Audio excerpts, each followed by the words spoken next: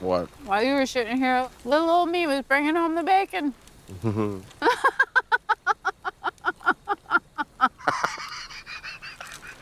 did? You literally brought it home. You just snorted. Where's the bacon now? I watched Rachel McAdams threaten to castrate Dylan O'Brien this weekend, and I had a great time. That's Send Help, Sam Raimi's new survival horror film. I caught the early access screening at the Grove AMC on Saturday, and I walked out of the theater with a lot of feelings. Most of them positive, some of them confused, and one very specific feeling that I would die so fast on that island. You know what the most important thing is for human survival? Positive attitude. Oh, are you kidding me? I feel like Sam Raimi hasn't made a movie that felt like Sam Raimi in years. The Marvel stuff had flashes of his personality, but it was still a $200 million studio product with guardrails. Send Help rips those guardrails off and throws them into the ocean, along with a guy who gets stabbed with a fork mid-plane crash. I loved parts of this movie, other parts frustrated me, and Rachel McAdams delivered a performance so committed and unhinged that I genuinely forgot I was watching Rachel McAdams. Dylan O'Brien plays a guy who just inherited his father's company as CEO. Rachel McAdams plays an employee who's been grinding for years, doing excellent work, and keeps getting passed over for promotion. The two of them end up on a private plane that crashes, stranding them on a remote island. The movie mines that tension for horror, for comedy, and for some genuinely uncomfortable moments about how we treat people based on status versus actual competence. I'm giving this movie a 7 out of 10. Rachel McAdams carries the movie on her back. I don't mean that as a knock against Dylan O'Brien. McAdams is just doing something special. She's playing a character who could easily become a cartoon villain. Instead, she makes you understand every choice, even the terrible ones. That performance alone is worth your ticket. Now, my frustration, this movie has a pacing problem. There's a dynamic between the two leads that the film establishes early and then repeats. By the fourth time we hit the same beat, I started getting antsy. I wanted the story to evolve faster than it does. The visual effects are also rough. Wide shots of the island look fake. For a movie that wants you to feel the physical reality of survival, the obvious digital work keeps breaking the spell. But here's where I land. I still had a blast. The Raimi sequences hit hard, McAdams is magnetic. When the movie works, it works. And Raimi hasn't felt this unleashed since Drag Me to Hell. If you've got a strong stomach, and you're up for something weird, go see it opening weekend with a crowd. This is a movie that plays much better with reactions around you. Let's go into the plot. The best way to establish Rachel McAdams' character at the beginning of this movie is when she's eating a tuna fish sandwich at her desk. Dylan O'Brien, the new CEO on his first day, is about to walk past her. There's tuna in the corner of her mouth. She doesn't notice. They shake hands. The tuna ends up on his finger. O'Brien makes a revolting expression. It's gross, it's awkward, it's funny, and it immediately establishes the power dynamic. Then we find out she was promised the VP position. I know that you are great with numbers. Kind of a savant, right? I am good with numbers, yes. Yes, and I've carefully reviewed a lot of that work, and it is impressive. So that's the positive. Thank you. But I don't see you as being somebody who's ready for an executive position quite yet. The reason? He wants a VP he can golf with. Then there's the plane crash. McAdams is on this flight to Bangkok with O'Brien and a couple other employees. One of them, Donovan, the guy who's been stealing her work and presenting it as his own.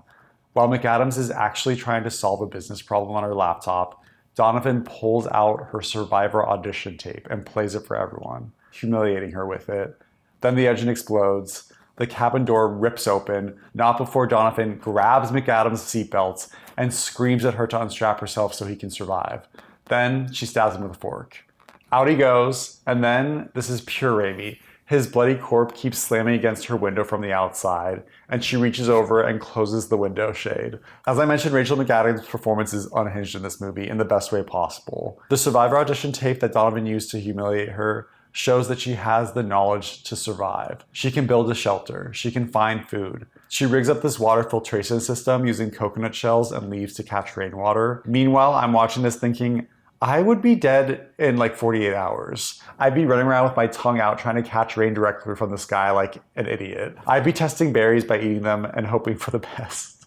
The movie keeps finding new ways to show the gap between her competence and O'Brien's uselessness, who also survives, by the way. And McAdams sells every moment of her growing confidence and her growing refusal to go back to being invisible. Oh, wow. You know what? You're so done. Huh? Yeah, you're so fired. Oh, am I? Yeah. Oh, no. Where are you going? Wherever the I want to go. Making my own camp. Oh. It's not so hard. Just eat some leaves and some sticks. I've seen you do it enough. Well, I wish you luck, and I'll tell you where to send my last check. Second coconut tree on the left. There's a scene at night where they make toilet wine. Well, not toilet wine technically. You get the idea. They get drunk and McAdams' character opens up about her past. Her husband was abusive, and she'd often hide his keys so he wouldn't drive drunk. One night, after a really bad episode of abuse, she just handed him the keys. I found it really emotionally intense and impactful. And it shows that she's already made the choice before. The island isn't her first time deciding who deserves to survive. Some nights later, after O'Brien attempts to escape the island on a raft and poisons McAdams, but his effort fails, McAdams then paralyzes O'Brien with like some type of squid, and then she prepares to castrate him as punishment. And I was physically like shifting in my seat. I could not handle the tension. And you could just feel like everyone in the theater, especially the men, just moving around. And then she stabs down and blood squirts all over his face. But then you discover that she had a rat right beside him, but because he was paralyzed, he couldn't feel it, so he thought that he was getting castrated. It was so intense, and everyone just like laughed in relief. The third act gets really brutal. O'Brien discovers his fiance's arm sticking out with the engagement ring out, looking like a deadite, because, oh yeah, his fiancée mounted a rescue mission and McAdams killed her to stay on the island where she has all the power. That discovery leads to this brutal fight with eye gouging, flesh biting, and scalping. Again, I was squirming in my seat, and this all leads to the big reveal. McAdams told O'Brien never to cross the other side of the island because of poisonous plants. But the real reason? There's a fully stocked mansion over there. She was playing house while he thought they were in a desperate situation. McAdams has O'Brien at gunpoint, and he says that he agrees with her that they should stay on the island forever. Then she notices he's hiding a weapon behind his back, so she shoots and kills him.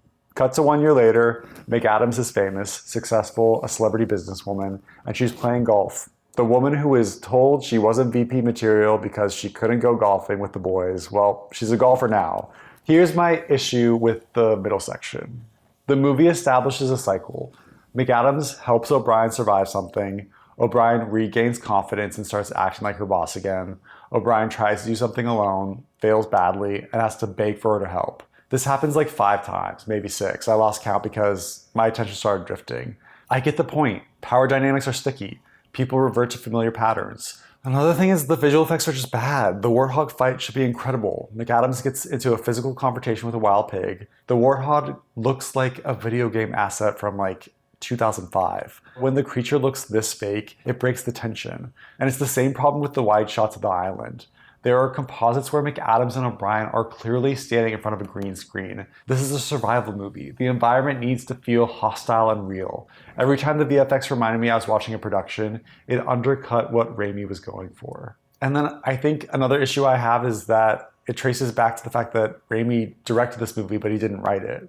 When Raimi works with material he wrote or heavily shaped, Evil Dead 2, Drag Me to Hell, the horror and comedy feel woven together. Army of Darkness is what I think of as an amazing example of horror and comedy and medieval weirdness and Bruce Campbell's incredible chin, a combination I didn't even know that I needed.